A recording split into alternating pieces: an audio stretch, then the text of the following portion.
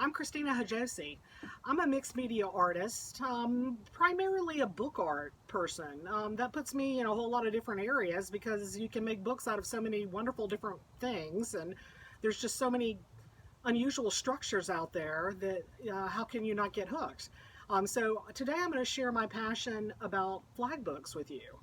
Flag books are a really unusual pop-up structure that really kind of shows off some engineering and some creativity, but just a really fun interactive book structure to help people's minds open to the potential of a book being something other than what they traditionally have in their mind's eye. So let me just get started by showing you one so that you'll understand a little bit more about what we're talking about here. This is a pop-up structure that as you expand and pull apart, you get the interplay between the hills and the valleys on either sides of the folds of the accordion here. And that allows you to get some really interesting results in how it's displayed and read, so to speak, by the viewer. In this case, you're seeing the size that we would make first in a workshop. This would be like a template size, and you get to pick from some of my fun decorative papers that I've printed. I do marbling and paste paper, which is a decorative art from the Middle Ages, that have a pretty deep history behind them in the book arts. I think that we can expand our ideas on how we use these products by incorporating them into places that they would not normally be seen.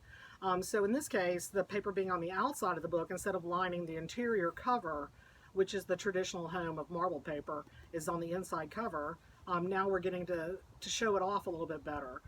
So in class we'll start by making a small one, then you'll be able to upscale to larger sizes or start adding content to drive some of your decisions. So let's say we took the flags and we actually made little cuts and did a little bit of grasses, or it could be some other type of form of structure gets made. You can attach other items and collage onto your strips. You could also incorporate other products as the strip. So in this case, I've gotten fortune cookie fortunes and added them as the flag. And so when it spreads, they really come apart like feathers. So this piece is actually called Fortune's Flight. So I'm kind of harnessing a little bit of conceptualization here. Same as with this one being Field of Dreams. Okay, so we're trying to help the viewer relate to an idea or steer them in a direction of how they're going to perceive something a little bit by naming things in a certain way. Yeah. So we can upscale to bigger scales, much bigger. We can go just a little bit bigger, like this one is a sneak peek at Royal Flush, which is a piece I'm in the middle of, just in the middle of making, so you can see it's not completely assembled yet.